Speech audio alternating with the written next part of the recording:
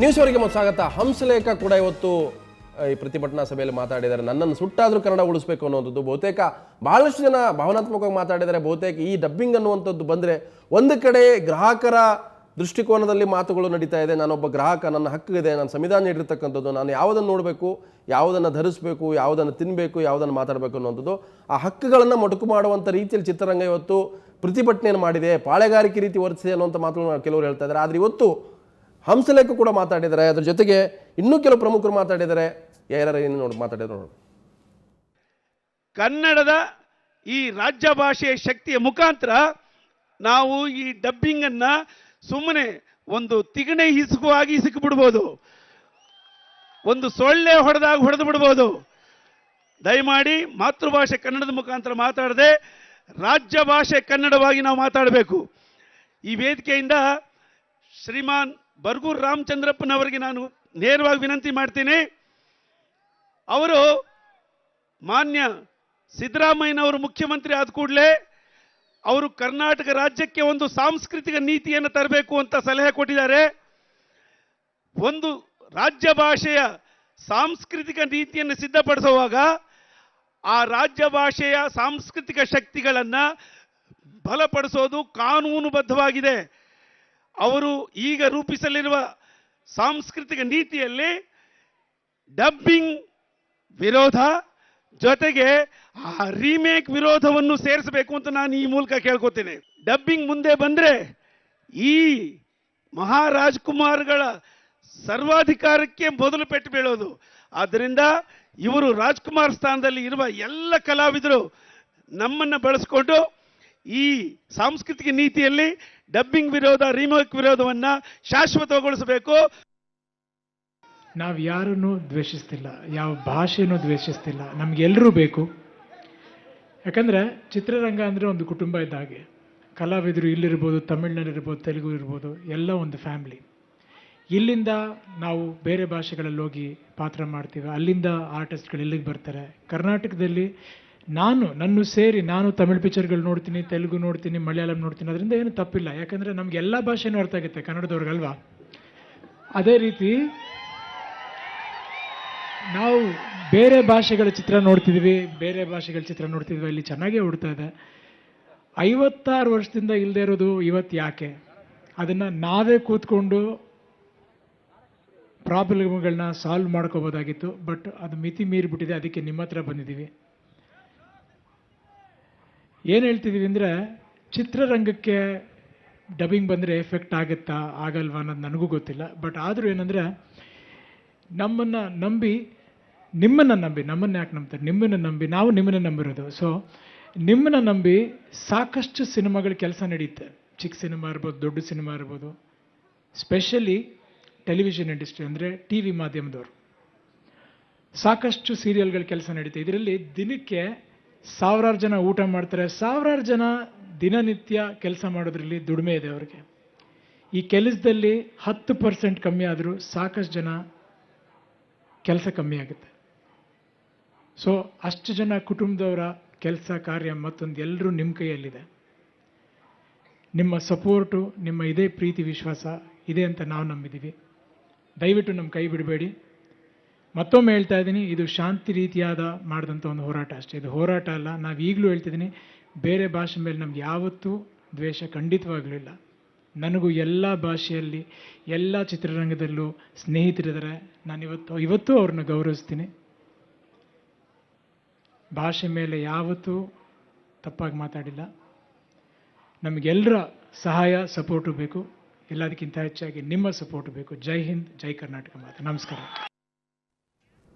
So ನಮ್ಮ ಜೊತೆಗೆ ಹಿರಿಯ ಚಿತ್ರನಟ ಜಗ್ಗೇಶ್ ಈಗ ದೂರವಾಣಿ ಸಂಪರ್ಕ. ಜಗ್ಗೇಶ್ ಅವರು, ಇವತ್ತು ಇಡೀ ಹೋರಾಟ ಚಿತ್ರರಂಗ ಬೀದಿಗಿಳಿದಿತ್ತು. ಬಹುತೇಕ ನಿಮ್ಮ ಮನೆಯಲ್ಲೇ ಒಂದಷ್ಟು ಜನ ಅಣ್ಣತಮ್ಮರು ಹೊರಗಡೆ ಇದ್ರು, ಅವ್ರು ನೋಡ್ತಾ ಇದ್ರು ಹೋರಾಟ ಹೇಗೆ ನಡೀತಾ ಇದೆ, ಏನು ನೋಡೋಣ, ಯಾರ್ಯಾರು ಏನೇನು ಮಾತಾಡ್ತಾರೆ. ನಿಮ್ಮ ಮಾತುಗಳು ಕೂಡ ಭಾಳ ಕಠೋರವಾಗಿತ್ತು. ಬಹುತೇಕ ಡಬ್ಬಿಂಗ್ ಭೂತ ಬರುತ್ತೆ ಅಂತ ತಾವು ಭಯಭೀತರಾಗಿದ್ದೀರಾ. ಒಂದು ವೇಳೆ ಬಂದೇ ಬಿಟ್ಟರೆ ಈ ಹೋರಾಟದಿಂದ ಏನು ಲಾಭ ಆಗುತ್ತೆ ಅನ್ನೋದು ಪ್ರಶ್ನೆ. ಯಾಕಂದ್ರೆ ಕೋರ್ಟಲ್ಲಿ ಇರೋದ್ರಿಂದ ನಿಮ್ಮ ಮನೆಯಲ್ಲಿ ಇರ್ತಕ್ಕಂಥ ಅಣ್ಣತಮ್ಮರೇ ಒಂದು 100 ಡಬ್ಬಿಂಗ್ ಸಿನಿಮಾಗಳನ್ನು ಮಾಡ್ಕೊಂಡು ಕೂತಿದ್ದಾರೆ. ಅನೇಕರು ಅದನ್ನು ಬರಲಿ ಅಂತ ಕಾಯ್ತಾ ಇದ್ದಾರೆ. ಅನೇಕರು ಎಲ್ಲೋ ಒಂದು ಕಡೆ ಕಂಟೆಂಪ್ಟ್ ಆಗುತ್ತೆ, ಅಯ್ಯೋ ಸ್ವಾಮಿ ನಾನು ಪ್ರತಿಭಟನೆ ಭಾಗಿಯಾಗಿ ನನ್ನ ಪರಿಸ್ಥಿತಿ ಏನಾಗುತ್ತೆ ಅಂತ ಹೆದರ್ಕೊಂಡು ಕೂತಿದ್ದಾರೆ. ಹೀಗಿದ್ರೂ ಕೂಡ ಚಿತ್ರರಂಗ ಒಡೆದ ಮನೆ ಅಂತ ಅನಿಸಿಲ್ವ ತಮಗೆ? ಮೊದಲನೇದಾಗಿ ಯುಗಾರ್ ಸಾಹೇಬ್ರೆ ನಮಸ್ಕಾರ ನಿಮಗೆ. ನಮಸ್ತೆ ಸರ್. ನನ್ನ ಸ್ನೇಹಿತರು ಕೂತ್ಕೊಂಡಿದ್ದಾರೆ ಪ್ಯಾನಲಲ್ಲಿ. ಹೌದು, ನಾನು ಒಂದು ಹೇಳಕ್ ಇಷ್ಟಪಡ್ತೀನಿ. ವೇದ, ಉಪನಿಷತ್ತು, ಗಾದೆಗಳು ಎಲ್ಲ ಹಿರಿಯರು ಏನಕ್ಕೆ ಮಾಡಿದ್ರು ಅಂದ್ರೆ ಮುಂದಿನ ಪೀಳಿಗೆಗೆ ಒಂದು ಬಳುವಳಿ. ಹಾಗೆ ಹಿರಿಯರಿಗೆ ಒಂದು ಮುನ್ಸೂಚನೆ ಇರುತ್ತೆ, ಒಳ್ಳೇದು ಯಾವುದು ಕೆಟ್ಟದ್ದು ಯಾವುದು. ಹಾಗೆ ಆ ಸೂಚನೆ ಹಿಂದೆ ರಾಜ್ಕುಮಾರ್ ಅವ್ರಿಗೆ, ಆನಾಕ್ರು ಅವ್ರಿಗೆ, ಮಾ ರಾಮಮೂರ್ತಿ ಅವ್ರಿಗೆ ಎಲ್ಲರಿಗೂ ಸಿಕ್ಕಿತ್ತು, ಸಾಹಿತಿಗಳಿಗೆ ಎಲ್ಲರಿಗೂ ಸಿಕ್ಕಿತ್ತು. ಏನು ಒಂದು ಸಮಸ್ಯೆ ಅಂದ್ರೆ ನಮ್ಮ ಕನ್ನಡಿಗರು ಬಹುಭಾಷಾ ಪ್ರಿಯರು, ಅವ್ರಿಗೆ ಒಂದು ಉದಾರ ಮನೋಭಾವ ಇದೆ. ಇದನ್ನ ತುಂಬಾ ಜನ ಏನ್ ಮಿಸ್ಟೇಕ್ ಮಾಡ್ಕೊಂಡ್ಬಿಟ್ಟಿದ್ದಾರೆ ಅಂದ್ರೆ ಈ ಬಹುಭಾಷಾ ಪ್ರಿಯರನ್ನ ನಾವು ಈ ರೀತಿಯಾಗಿ ಡಬ್ಬಿಂಗು ಅನ್ನೋದೊಂದನ್ನ ತಂದು ಅದರಲ್ಲಿ ತಮ್ಮ ಬೇಳೆಕಾಳನ್ನ ಬೇಯಿಸ್ಕೋಬೇಕು ಅನ್ನೋ ಒಂದು ಹುನ್ನಾರ ಇದೆ. ಈಗ ಯಾರು ಮಹನೀಯರು ಮಾತಾಡಿದ್ರಲ್ಲ, ಬಹುಶಃ ನಾನು ಏನ್ ಹೇಳಕ್ ಇಷ್ಟಪಡ್ತೀನಿ ಅಂದ್ರೆ ಅವ್ರ ಸಂಖ್ಯೆ ತುಂಬಾ ಕಮ್ಮಿ ಇದೆ, ಮತ್ತೆ ಕಾನೂನಾತ್ಮಕವಾಗಿ ಮಾತಾಡ್ತಿದ್ದಾರೆ. ಕರೆಕ್ಟ್ ಅವ್ರು ಮಾತಾಡೋದು. ಈ ದೇಶದಲ್ಲಿ ಪ್ರತಿಯೊಂದು ಕಾನೂನಿಗೆ ಒಳಪಟ್ಟೆ ನಡೆಯುವಂಥದ್ದು. ಆದ್ರೆ ಯಾವ ಕಾನೂನು ಸಾರಾಸಗಟಾಗಿ ನಾನು ಇದೇ ಹೇಳ್ತೀನಿ ಇದೇ ಮಾಡಬೇಕು ಅನ್ನೋದು ಇಲ್ಲ. ಅದಕ್ಕೆ ಒಂದು ಸಣ್ಣ ಉದಾಹರಣೆ ನಾನು ಕೊಡ್ತೀನಿ. ಈ ರೈಲ್ವೆ ಡಿಪಾರ್ಟ್ಮೆಂಟ್ ಅಲ್ಲಿ ಲಲ್ಲೂ ಪ್ರಸಾದ್ ಯಾದವ್ ಅವರು ಮಂತ್ರಿಗಳಾಗಿದ್ದಂತ ಸಮಯದಲ್ಲಿ ಕನ್ನಡಿಗರ ನೇಮಕಾತಿ ಕನ್ನಡಿಗರ ನೇಮಕಾತಿ ವಿಚಾರದಲ್ಲಿ ಅವ್ರ ಕಾನೂನ ಹಿಂದೆ ಪಡೆಯಲಿಲ್ವಾ ಸರ್? ಅದು ಹೋರಾಟದಿಂದ ತಾನೇ ಹಿಂದೆ ಪಡೆದ್ರು ಅವರು. ಹೋರಾಟ ಒಂದು ಸಂಕೇತ.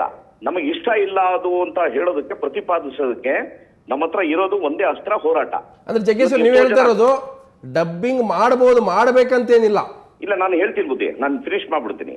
ಹಾಗೆ ಇವತ್ತು ಎಷ್ಟೋ ಟೀಚರ್ಸ್ಗಳು ಅವ್ರ ಹೋರಾಟನ ಮಾಡಿ ಅವ್ರ ಹಕ್ಕನ್ನ ಪಡ್ಕೊಂಡ್ರು. ಈಗ ಏನಾಗಿದೆ, ನಮ್ಮ ಸಿನಿಮಾ ರಂಗ ಬಹಳ ಒಂಥರ ರೋಗಗ್ರಸ್ತವಾಗಿ ನಡೀತಾ ಇದೆ. ನಾನು ಅದನ್ನ ಯಾವುದೇ ವಿಧವಾದಂತ ಮುಜುಗರ ಇಲ್ಲ, ನಾನು ನೇರವಾಗಿ ಹೇಳಕ್ ಇಷ್ಟಪಡ್ತೀನಿ. ಅದು ಏನು ಅಂತ ಅಂದ್ರೆ ಎಲ್ಲರೂ ಬಂದು ಪರಭಾಷಾ ಚಿತ್ರಗಳ ಜೊತೆ ಕಾಂಪಿಟೇಟ್ ಮಾಡಿ ಅನ್ನೋ ಒಂದು ವಾತಾವರಣನ ಸೃಷ್ಟಿ ಮಾಡಕ್ ಪ್ರಯತ್ನ ಪಡ್ತಿದ್ದಾರೆ. ಮಾಡ್ತೀವಿ ಖಂಡಿತ, ಕನ್ನಡಿಗರಿಗೆಲ್ಲ ಕೆಚ್ಚಿದೆ ಮಾಡೋದಕ್ಕೆ. ಆದರೆ ನಿಮಗೆ ಇಡೀ ಬೇರೆ ಭಾಷೆಗಳಿಗೆ ಹೋಲಿಸ್ಕೊಂಡಾಗ, ಕನ್ನಡದ ಭಾಷೆಗೆ ಹೋಲಿಸ್ಕೊಂಡಾಗ ನಮಗೆ ಪ್ರೇಕ್ಷಕರ ಸಂಖ್ಯೆ ತುಂಬಾ ಕಮ್ಮಿ ಇದೆ. ನೀವು ತೆಲುಗು ನೋಡಿ, ಅವರಿಗೆ ಕರ್ನಾಟಕ ಮಾರ್ಕೆಟ್ ಇದೆ, ತಮಿಳುನಾಡಿದೆ, ಕೇರಳ ಇದೆ, ಅಮೆರಿಕ ಇದೆ, ಇಂಗ್ಲೆಂಡ್ ಇದೆ, ಎಲ್ಲ ಕಡೆ ಇದ್ದಾರೆ. ಬಟ್ ನಮ್ಮ ಕನ್ನಡಕ್ಕೆ ಅದಿಲ್ಲ. ಅದೊಂದು ನಮ್ಮ ದೌರ್ಭಾಗ್ಯ ಅಂತ ನಾವು ಅನ್ಕೊಂತೀವಿ. ಇರೋಷ್ಟು ಜಾಗದಲ್ಲೇ ಚೊಕ್ಕವಾಗಿ ಸ್ವಚ್ಛವಾಗಿ ನಾವು ಇಷ್ಟೆಲ್ಲ ಕಾಂಪಿಟೇಷನ್ ಮಧ್ಯ ಸಿನಿಮಾ ಮಾಡ್ಕೊಳ್ತಾ ಬರ್ತಾ ಇದ್ದೀವಿ. ಈಗ ಅದು ದೊಡ್ಡವರು ಹೇಳಿದಂತ ವಿಚಾರಧಾರೆಗಳನ್ನ ತಿಲಾಂಜಲಿ ಆಡಿ ಮತ್ತೆ ನಾವು ಇದನ್ನ ತರಬೇಕು ಅಂತ ಹೇಳಿ ಅದಕ್ಕೆ CCI ಅನ್ನೋ ಒಂದು ಗುಮ್ಮಾನ ಎದುರುಗಡೆ ಇಟ್ಕೊಂಡು ಒಂದು ಗ್ರಾಹಕರ ವೇದಿಕೆ ಅಂತ ರಚಿಸ್ಕೊಂಡು ಇವತ್ತು ಇವರೆಲ್ಲ ಪ್ರಯತ್ನ ಪಡ್ತಿದ್ದಾರೆ. ಅವರು ಮಾಡ್ಲಿ, ನಾವು ಮಾಡ್ತೀವಿ. ಈಗ ಕೊಲ್ಲಕ್ಕೆ ಬಂದಾಗ ಕೊಲೆ ಆಗುವಂತ ಮನುಷ್ಯ ಅವನು ಬದುಕಕ್ಕೆ ಹೋರಾಟ ಮಾಡ್ತಾನಲ್ಲ, ಆ ಸ್ಥಿತಿನಲ್ಲಿ ನಾವಿದ್ದೀವಿ. ಮಾಡೇ ಮಾಡ್ತೀವಿ, ಎಲ್ಲಿವರೆಗೂ ಆಗುತ್ತೆ ಮಾಡ್ತೀವಿ. ಇದಾದ್ಮೇಲೆ ನಮಗೆ ನಂಬಿಕೆ ಏನಿದೆ ಅಂದ್ರೆ ನಮ್ಮ ರಾಜ್ಯ ಸರ್ಕಾರ ನಮ್ಮ ಜೊತೆ ಇರುತ್ತೆ, ಕನ್ನಡಿಗರು ಇರ್ತಾರೆ, ಕೇಂದ್ರ ಸರ್ಕಾರ. ನಿಮ್ಮ ಕಲಾವಿದರ ಸಂಘದ ಅಧ್ಯಕ್ಷರಾದಂತ ಜಗ್ಗೇಶ್ ಅವರೇ, ಕಲಾವಿದರ ಸಂಘದ ಅಧ್ಯಕ್ಷರಾದಂತ ಅಂಬರೀಶ್ ಅವರು ಇಲ್ಲಿಗೂ ಸ್ಪಷ್ಟವಾಗಿ ಮಾತಾಡಿಲ್ಲ, ಉಮಾಶ್ರೀ ಮಾತಾಡಿಲ್ಲ. ತಪ್ಪು ಅಂತ ಹೇಳ್ಬೇಡಿ ಸರ್. ಯಾತಕ್ಕೆ ಅಂದ್ರೆ ನೀವು ನೋಡಿ, ಇತ್ತೀಚಿನ ದಿನಗಳಲ್ಲಿ ಆಮ್ ಆದ್ಮಿ ಪಕ್ಷದ ಮುಖ್ಯಮಂತ್ರಿಗಳು ಪ್ರತಿಭಟನೆ ಮಾಡಿದಾಗ ನಮ್ಮ ಮಾಧ್ಯಮಗಳೇ ಅವ್ರನ್ನ ಜರಿದಿದ್ದಾವೆ. ಹಾಗೆ ಅಂಬರೀಶ್ ಅವರು ಇವತ್ತು ಒಂದು ಜವಾಬ್ದಾರಿ ಸ್ಥಾನದಲ್ಲಿದ್ದಾರೆ. ಅವ್ರು ಬಂದು ಪ್ರತಿಭಟನೆ, ಅವ್ರು ಬಂದು ಕಾನೂನು ಮಾಡೋ ಮನೆಯಲ್ಲಿ ಕೂತಿದ್ದಾರೆ, ಅಲ್ಲಿ ಕೂತ್ಕೊಂಡು ಸಹಾಯ ಮಾಡ್ತಾರೆ. ಆ ನಂಬಿಕೆ ನಮ್ಗಿದೆ ಇವತ್ತು. ಒಂದು ಈಗ ನೀವು ಯಾರು ಗುರುಪ್ರಸಾದ್ ಬಗ್ಗೆ ಹೆಸರು ಹೇಳಿದ್ರೆ ನೀವು ಭಾಷಣದಲ್ಲಿ ಮಾತಾಡಿದ್ರಿ, 38 ವರ್ಷದವರು 26 ಹೇಳ್ತೀನಿ. ಅವ್ರೇನೋ ಎತ್ಕೊಂಡು ಎರಡೆರಡು ಪಿಕ್ಚರ್ ನಾವು ನೋಡಿದೀವಿ, ಅವ್ರು ಎರಡೇ ಚೆನ್ನಾಗಿ ಮಾಡಿದ್ರು ಅಂತ ಹೇಳ್ತಾರ. ಆ ಎರಡು ಚಿತ್ರದಲ್ಲಿ ಜಗ್ಗೇಶ್ ಕೊಡುಗೆ ಎಷ್ಟು ಜನ ಆ ಮನುಷ್ಯ ತಿಳ್ಕೊಳ್ಳಿ. ನನ್ನ ಸ್ಕೂಲಲ್ಲಿ ಇವತ್ತು ಫಸ್ಟ್ ನಿರ್ದೇಶಕನಾಗಿ ಬಂದವನೆಲ್ಲ ಯಾವ ಮಟ್ಟದಲ್ಲಿದ್ದಾನೆ ಇಡೀ ಜಗತ್ತು ಗೊತ್ತಿದೆ. ಅದೇ ತರ ಆತ ಕೂಡ ಒಬ್ಬ ಅಪ್ರೆಂಟಿಸ್ ಆಗಿ ಬಂದ. ಅವತ್ತೇನಾದ್ರು ಜಗ್ಗೇಶ್ ಇವ್ನು ಯಾರ ಹೊಸಬ ಕಳಸಯ ಆಚೆಗೆ ಅಂತಿದ್ರೆ ಅವ್ನು ಡೈರೆಕ್ಟರ್ ಆಗ್ತಿರ್ಲಿಲ್ಲ. ನನಗೆ ಅಂಶ ಚೆನ್ನಾಗಿದೆ ಅಂದಾಗ ನಾನು ಪೋಷಣೆ ಮಾಡಿದ್ದೀನಿ, ಅವನಲ್ಲಿ ಪ್ರತಿಭೆ ಇದೆ ಅಂತ. ನಾನ್ ಕೇಳಿದ್ದೇನು, ನೀವು ನಮ್ಮ ಮುಂದೆನೆ ಹೇಳಿದಿರಿ, ಏನ್ ಗುರುಗಳೇ ಈ ರೀತಿ ಡಬ್ಬಿಂಗ್ ಗಿಪ್ಪಿಂಗ್ ಅಂತ ದರಿದ್ರದವರು ಮಾತಾಡ್ತಿದ್ದಾರೆ, ಇದಕ್ಕೆಲ್ಲ ತಿಲಾಂಜಲಿ ಆಡ್ಲೇಬೇಕು ಅಂದಿದ್ ಮನುಷ್ಯನ ನಾನು ನೋಡಿದ್ದೀನಿ. ಮತ್ತೆ ಸೇಮ್ ಮನುಷ್ಯ ಇವತ್ತು ಬಂದು ಅವ್ರ ಪರ ಮಾತಾಡ್ತಾನೆ ಅಂದಾಗ ಇದು ಒಂದು ಪ್ರಚಾರದ ಗಿಮಿಕ್ಸ್ ಅಂತ ನಾನು ಹೇಳಿದ್ದೀನಿ. ಯಾಕಂದ್ರೆ ಪತ್ರ ಇದಿಲ್ಲ, ನಾನು ನಿಮ್ಗೆ ಓದ್ಬಿಡ್ತೀನಿ. ಜಗ್ಗೇಶ್ ಅವರು ತಾವು ಲೈನಲ್ಲಿ ಇದೆ, ವಿಜಯ ಕರ್ನಾಟಕದಲ್ಲಿ ಬಂದಂತ ಪತ್ರ. ಅವರು ಸ್ಪಷ್ಟವಾಗಿ ಹೇಳಿದರೆ, ಡಬ್ಬಿಂಗ್ ಬರಲಿ ಬಿಡಿ, ನಾನು ಕನ್ನಡದಲ್ಲಿ ಬಂದ 3000ಕ್ಕೂ ಹೆಚ್ಚು ಚಿತ್ರಗಳಲ್ಲಿ ಬಹುತೇಕ ನೋಡಿದ್ದೇನೆ. ದಕ್ಷಿಣ ಭಾರತದ ಸಿನಿಮಾ ಇಂಡಸ್ಟ್ರಿ ಬಗ್ಗೆ ತಕ್ಕ ಮಟ್ಟಿಗೆ ತಿಳುವಳಿಕೆ ಇದೆ. ಹೀಗಾಗಿ ಯಾವುದೇ ಆತಂಕ ಇಲ್ಲದೆ ಈ ಮಾತುಗಳನ್ನು ಹೇಳ್ತಾ ಇದ್ದೇನೆ. ಅಲ್ಲದೆ ಯಾವುದೇ ಕಂಪನಿಯ ವಕ್ತಾರನಾಗಿ ನಾನು ಮಾತಾಡ್ತಾ ಇಲ್ಲ. ಡಬ್ಬಿಂಗ್ ಬೇಕು ಎನ್ನುವುದಕ್ಕೆ ನನ್ನದೇ ಆದ ಕಾರಣಗಳಿವೆ. ಜಗತ್ತಿನ ಅದ್ಭುತವಾದ ಸಿನಿಮಾಗಳನ್ನು ನಮ್ಮ ಮುಂದಿನ ಪೀಳಿಗೆ ನೋಡಲಿ ಅನ್ನೋದೇ ನನ್ನ ಆಸೆ. ಅದು ನಮ್ಮ ಭಾಷೆಯಲ್ಲಿಂದೇ ನೋಡುವಂತ ಆದರೆ ಜ್ಞಾನದ ಹರಿವು ವಿಸ್ತಾರ ಆಗುತ್ತೆ. ಟೈಟಾನಿಕ್ ರೀತಿಯ ಸಿನಿಮಾಗಳನ್ನು ನಮ್ಮ ಬಜೆಟ್ನಲ್ಲಿ ತೋರಿಸ್ಲಿಕ್ಕೆ ಆಗುತ್ತಾ? ಹಾಗಾದ್ರೆ ಈ ಬ್ರಹ್ಮಾಂಡವನ್ನು ನಮ್ಮವ್ರು ಮಿಸ್ ಮಾಡ್ಕೊಳ್ಬೇಕಾ? ಆಯ್ತು, ಅವ್ರು ಹೇಳ್ದಂಗೆ ಹೇಳೋಣ ಸರ್. ಅದೇ ಚಿತ್ರಗಳು ಇಂಗ್ಲಿಷ್ ಭಾಷೆನಲ್ಲೇ ಬಂದು ನಮ್ಮ ಜನ ಇಂಗ್ಲಿಷ್ ಕಲ್ತ್ಕೊಳ್ಳಿ ಬಿಡಿ. ವರ್ಷ ನಾನು ಹೇಳ್ತೀನಿ, ಇವಾಗ ಯಾರೋ ಮಾನ್ಯರು ಇಂಗ್ಲಿಷ್ ಅಲ್ಲಿ ಮಾತಾಡಿದ್ರಲ್ಲ ಅವ್ರಿಗೆ ಹೇಳ್ತೀನಿ, ಇಂಗ್ಲಿಷ್ ಚಿತ್ರ ಬರಲಿ, ನಮ್ಮ ಕನ್ನಡಿಗರು ಇಂಗ್ಲಿಷ್ ಕಲ್ತ್ಕೊಳ್ಳಿ. ಫ್ರೆಂಚ್ ಚಿತ್ರ ಬರಲಿ, ನಮ್ಮ ಕನ್ನಡಿಗರು ಫ್ರೆಂಚ್ ಕಲೀಲಿ. ತಮಿಳು ಬರಲಿ, ನಮ್ಮ ಜನ ತಮಿಳು ಕಲೀಲಿ. ಬಹುಭಾಷಾ ಪ್ರಿಯರು ಎಲ್ಲ ಭಾಷೆ ಕಲೀಲಿ ಬಿಡಿ. ಹಾಗೂ ಕಲಿಸ್ಬೋದಲ್ಲ ನಮ್ಮ ಜನಕ್ಕೆ. ಅದು ಡಬ್ಬಿಂಗ್ ಅಲ್ಲೇ ತಂದು ಕಲಿಸ್ಬೇಕು ಅನ್ನೋದೇನಾದ್ರು ಇದೆಯಾ? ಈಗ ಅದು ಅವ್ರು ಬೇಕು ಅಂತಾರೆ, ನಾವು ಬೇಡ ಅಂತೀವಿ. ಇದು ಸಾಂಕೇತಿಕವಾಗಿ ಜನಗಳಿಗೆ ನಾವು ಮನವರಿಕೆ ಮಾಡೋ ಕಾರ್ಯಕ್ರಮ ಮಾಡಿದ್ದೀವಿ. ಅಂತಿಮವಾಗಿ ಇದು ಕಾನೂನು ಹೋರಾಟವೇ. ಕಾನೂನು ಹೋರಾಟ ಸ್ಪಷ್ಟ ಇದೆ. ಇವತ್ತು ಬೀದಿಯಲ್ಲಿ ಇಳಿಯೋದ್ರಿಂದ ಸಾವಿರಾರು ಜನ ಕಲಾವಿದರು ಅಭಿಮಾನಿಗಳು ಬೀದಿಯಲ್ಲಿ ಇಳಿಯೋದ್ರಿಂದ ಕೋರ್ಟಲ್ಲಿ ಇರ್ತಕ್ಕಂಥ ವಿಚಾರವನ್ನ ಬೀದಿಯಲ್ಲಿ ನಿಂತು ಬಗೆಹರಿಸ್ಕೊಳಕ್ಕಾಗತ್ತಾ? ಒಂದ್ ವೇಳೆ ಕೋರ್ಟ್ ನಾಳೆ ಹೇಳತ್ತಪ್ಪ ಡಬ್ಬಿಂಗ್ ಅವಕಾಶ ಕೊಡಿ, ಕರ್ನಾಟಕದಲ್ಲಿ ಮಾತ್ರ ಯಾಕಿಲ್ಲ, ಬೇರೆ ಎಲ್ಲ ರಾಜ್ಯಗಳಲ್ಲಿ ಇದೆ, ಇಲ್ಲೂ ಕೊಡಿ ಅಂತ, ಅವಾಗ ಏನ್ ಮಾಡ್ತೀರಿ ಹೋರಾಟ? ಸರ್, ನಾನು ಒಬ್ಬ ಸೀನಿಯರ್ ಆಕ್ಟರ್ ಆಗಿ ನಾನು ನಿಮ್ಗೆ ಕೆಲವು ಮಾಹಿತಿ ಕೊಡ್ತೀನಿ. ಇವತ್ತು ಇದೇ ಡಬ್ಬಿಂಗು ಇದು ಕೇರಳನಲ್ಲಿ ಇದೆಯಲ್ವಾ ಸರ್, ಇವತ್ತು ಕೇರಳಿಗರಿಗೆ ಇವತ್ತು ದೊಡ್ಡ ತಲೆನೋವಾಗಿರುವಂತದ್ದು ತೆಲುಗು ಇಂಡಸ್ಟ್ರಿ. ಅವರು ಅವ್ರದೇ ಆದಂತ ಒಂದು ಸಾಂಸ್ಕೃತಿಕ ಹಿನ್ನೆಲೆ ಏನಿದೆ, ಪಂಚೆ ಹಾಕೊಂಡು ಆಕ್ಟ್ ಮಾಡ್ತಾರೆ. ಅವ್ರು ಯಾವುದು 5 ಸ್ಟಾರ್ ಶೈಲಿನಲ್ಲಿ ಮಾಡೋದಿಲ್ಲ. ಇವತ್ತು ಏನಾಗಿದೆ, ತೆಲುಗು ಚಿತ್ರರಂಗ ತುಂಬಾ ಗ್ಲಾಮರಸ್ ಅಲ್ಲಿ ಹೋದಾಗ ಜನ ಅದಕ್ಕೆ ಆಕರ್ಷಿತರಾಗಿ ಏನ್ ಈ ತರ ವಿಚಿತ್ರವಾಗಿದೆಯಲ್ಲ ಇವ್ರು ಡ್ಯಾನ್ಸು ನರ್ತನ ಅಂತ ಹೇಳಿ ಇವತ್ತು ಅವ್ರಿಗೆ ತುಂಬಾ ಪ್ರೋತ್ಸಾಹ ಮಾಡೋದ ಆಗಿ ಇವತ್ತು ಮಮ್ಮಟ್ಟಿ, ಮೋಹನ್ ಲಾಲ್, ದಿಲೀಪ್ ಅಂತ ದೊಡ್ಡ ದೊಡ್ಡ ಅತಿರಥರು, ಮಹಾರಥರು ಎಲ್ಲರೂ ಕೂಡ ಇವತ್ತು ಒತ್ತಾಡ್ತಿದ್ದಾರೆ. ಅವ್ರಿಗೆ ಕೋಪಪ್ ಮಾಡಕ್ ಆಗ್ತಿಲ್ಲ. ಅದೇ ನೀವು ತಿರ್ಗಾ ವಾಪಸ್ ಆಂಧ್ರಕ್ಕೆ ಬನ್ನಿ. ಅಲ್ಲ, ಒಂದು ಜಗ್ಗೇಶ್ವರೇ, ತಾವು ಹಿರಿಯ ಕಲಾವಿದರು, ಇವತ್ತು ತಮ್ಮ ಕನ್ನಡ ಭಾಷೆ, ಕನ್ನಡದ ನಿಮ್ಮ ಬಹಳಷ್ಟು ಲಕ್ಷಾಂತರ ಜನ ಅಭಿಮಾನಿಗಳು ಇವತ್ತು ಕೂಡ ಹಳ್ಳಿಗಳಲ್ಲಿ ನೋಡ್ತಾರೆ. ಜಗ್ಗೇಶ್ ಬಂದ್ರೆ ನಾನು ಕೂಡ ಜಗ್ಗೇಶ್ ಪ್ರತಿಯೊಂದು ನೋಡ್ತೀನಿ, ಯಾಕಂದ್ರೆ ನಾನು ಅಭಿಮಾನಿ. ನಾನ್ ಚೆನ್ನಾಗಿದ್ದೀನಿ. ನೀವು ಚಿತ್ರಗಳಿಗೆ ಇವತ್ತು ಹೊರಗಿನ ಹೀರೋಯಿನ್ಗಳು ಬರ್ತಾರೆ, ಹೊರಗಿನ ವಿಲನ್ಗಳು ಬರ್ತಾರೆ, ಹೊರಗಿನ ಸಂಗೀತ ಡೈರೆಕ್ಟರ್ ಬರ್ತಾರೆ, ಶ್ರೇಯಾ ಘೋಷಾಲ್ ಬರ್ತಾರೆ, ಅಲ್ಲೆಲ್ಲೋ ಸೋನು ನಿಗಮ್ನ ಕರ್ಕೊಂಡ್ ಬರ್ತೀರಿ, ಹೊರಗಿನವ್ರೆಲ್ಲ ಕರ್ಕೊಂಡ್ ಬರ್ತೀರಾ. ಅಲ್ಲಿ ಮಾತ್ರ ನಿಮ್ ಕನ್ನಡಕ್ಕೆ ಧಕ್ಕೆ ಆಗೋದಿಲ್ಲ. ನಿಮ್ ಸಿನಿಮಾ ಪ್ರೊಡ್ಯೂಸರ್ಗೆ ನಾನು ತಮಗೆ ಒಂದು ಉತ್ತರ ಕೊಡ್ತೀನಿ. ನೀವು ಶ್ರೇಯಾ ಘೋಷಾಲ್ ಹೇಳಿದ್ರಲ್ಲ ಸರ್, ಇವತ್ತು FM ಸ್ಟೇಷನ್ ಅಲ್ಲಿ ನಮ್ಮ ಸ್ಥಳೀಯ ಗಾಯಕರ ಜೊತೆ ನಾವೇನಾದ್ರು ಆಡಿಸಿದ್ರೆ ಒಂದು ಹಾಡನ್ನ ಹಾಕ್ತಾರೆ ಕೇಳಿ ಸರ್. ಅವರೇ ಹೇಳ್ತಾರೆ. ನೀವು ಅದನ್ನ ಆ ಭೂತ ಸಣ್ಣ ಸಣ್ಣ ಭೂತಗಳನ್ನು ಮನೆ ಬಿಟ್ಕೊಂಡಿದ್ದೀರಾ. ಈಗ ದೊಡ್ಡ ಭೂತ ಬೇಡ ಅಂತ ನಿಮ್ಮ ಅನ್ನಕ್ಕೆ ತೊಂದರೆ ಆಗುತ್ತೆ ಅಂತ ನೀವು ಬಿದ್ದಿರೋದು. ಅದಕ್ಕೆ ಕನ್ನಡ ಸಂಸ್ಕೃತಿ, ಕನ್ನಡ ಭಾಷೆ ಕೇಳಿ, ನಮಗೂ ಆಸೆ ಇದೆ ನಮ್ಮ ಕನ್ನಡದ ಪ್ರತಿಭೆಗಳು ಎಲ್ಲಾ ಕ್ಷೇತ್ರದಲ್ಲೂ ನಾವು ಯೂಸ್ ಮಾಡ್ಬೇಕು ಅಂತ. ಇವತ್ತು FM ಸ್ಟೇಷನ್ ಅಲ್ಲಿ ನಾವು ಭಿಕ್ಷೆ ಹತ್ತದು ಕೂಡ ಹೊಸ ಸಿಂಗರ್ಸ್ ನ ಹಾಕೋದಿಲ್ಲ. ಮೊನ್ನೆ ದಿನ ಮನೋಹರ್ ಅಂತ ಒಬ್ಬ ಸೀನಿಯರ್ ಮ್ಯೂಸಿಕ್ ಡೈರೆಕ್ಟರ್ ನ ತುಂಬಾ ಅಪಮಾನ ಮಾಡ್ಬಿಟ್ರು. ಏನ್ ಮಾಡೋದು ಸರ್? ಇವಾಗ ಒಂದು ಕೆಲವು ಅಡ್ಜಸ್ಟ್ಮೆಂಟ್ಗಳು ನಡೀತಾನೆ ಇರುತ್ತೆ. ನಾವು ಎಷ್ಟು ಕಷ್ಟ ಪಡ್ತಾ ಇದೀವಿ ಅಂದ್ರೆ ಒಂದು ಮೇಕಿಂಗ್ ಆಫ್ ಸಿನಿಮಾ ಇಂದ ಹಿಡಿದು ಮಾರ್ಕೆಟಿಂಗ್ ವರ್ಗು ತುಂಬಾನೇ ಕಷ್ಟ ಇದೆ ಸರ್ ಇವತ್ತು. ಈಗ ಜಗ್ಗೇಶ್ವರೇ, ತಾವು ಭಾಷಣದಲ್ಲಿ ಹೇಳಿದ್ರಿ ಒಂದು 50 ಸಿನಿಮಾ ಮಾಡ್ಕೊಂಡು ಕೂತಿದ್ದಾರೆ ಅವರು, ಬೇಕಾದ್ರೆ ಹೇಳಿ ಡೈರೆಕ್ಟ್ ಆಗಿ ನಾವು ಬಿಡುಗಡೆ ಮಾಡ್ಕೊತೀವಿ ಅಂತ ದುನಿಯಾ ವಿಜಿ ಕೂಡ ಹೇಳಿದ್ರು. ಯಾರವರು ನಿಮ್ಮ ಮನೇಲಿ ಇದಾರೆ ತಾನೆ, ಹೊರಗಿನವ್ರಿಗೆ ಯಾಕೆ ಮಾತಾಡ್ತೀರಿ ನೀವು? ಏನ್ ಮಾಡಕ್ ಆಗಲ್ಲ ಸರ್. ನಾನು ಅದೇ ಉದಾಹರಣೆ ಕೊಟ್ಟಲ್ಲ ಸರ್. ಕಿತ್ತೂರು ರಾಣಿ ಚೆನ್ನಮ್ಮನ ಆಸ್ಥಾನದಲ್ಲೇ ತಾನೇ ಮಲ್ಲಪ್ಪ ಶೆಟ್ಟಿ ಇದ್ದಿದ್ದು, ಹಂಗೆ ತಾನೇ ಇವಾಗ ಇರೋರೆಲ್ಲ ಇರೋದು. ಅವತ್ತೇ ಅವ್ರೇನಾದ್ರೂ ಅವ್ರು ಬರ್ದೇ ಹೋಗಿದ್ರೆ ಕಿತ್ತೂರು ರಾಣಿನೇ ಯಾವತ್ತೋ ಬ್ರಿಟಿಷರು ಅವ್ರದ್ದು ಆಚೆ ಓಡಿಸ್ತಾ ಇದ್ರು. ಅಂತವ್ರನ್ನ ನಾವು ಒಳಗೆ ಬಿಟ್ಕೊಂಡಿಲ್ಲ. ಜಗ್ಗೇಶ್ವರ, ನೀವು ಲೈನ್ ನಿಮ್ ಜೊತೆ ಇನ್ನಷ್ಟು ಮಾತಾಡ್ತೀನಿ. ಸತೀಶ್, ಜಗ್ಗೇಶ್ ಅವರು ಬಹಳ ಅನೇಕ ವಿಷಯಗಳು ಪ್ರಸ್ತಾಪ ಮಾಡ್ತಾರೆ. ನಮ್ಮಲ್ಲೇ ಮಲ್ಲಪ್ಪ ಶೆಟ್ಟರ್ ಇದ್ದಾರೆ, ನಮ್ಮಲ್ಲೇ ಬೆನ್ನಿಗೆ ಚುರಿ ಹಾಕೋರು ಇದ್ದಾರೆ. ಸೊ ಹಾಗಾಗಿ ನೀವು ಯಾರ ವಿರುದ್ಧ ಹೋರಾಟ ಮಾಡ್ತೀರಿ, ನಿಮ್ಮ ಬಾಣ ಯಾರ ವಿರುದ್ಧ ಗೊತ್ತಾಗ್ತಲ್ಲ. ದಿಕ್ಕಿಲ್ದಿರೋ ಬಾಣ ನಿಮ್ದು, ನಿಮ್ಮಲ್ಲೇ ಇದ್ದಾರೆ, ನೀವು ಎಲ್ಲೋ ಮಾತಾಡ್ತೀರಾ.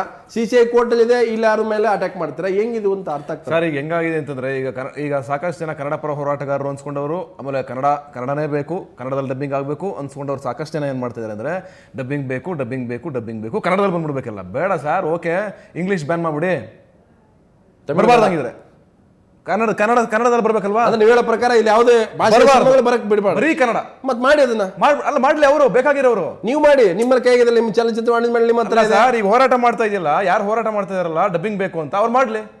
ಬರೀ ಪಠ್ಯನೂ ಕೂಡ ಪೂರ್ತಿ ಕನ್ನಡ ಆಗ್ಲಿ, ಎಲ್ಲೂ ಇಂಗ್ಲಿಷ್ ಬೇಡ, ಎಲ್ಲೂ ಹಿಂದಿ ಬೇಡ, ಬರೀ ಕನ್ನಡ ಮಾಡ್ಲಿ. ಆಯ್ತು.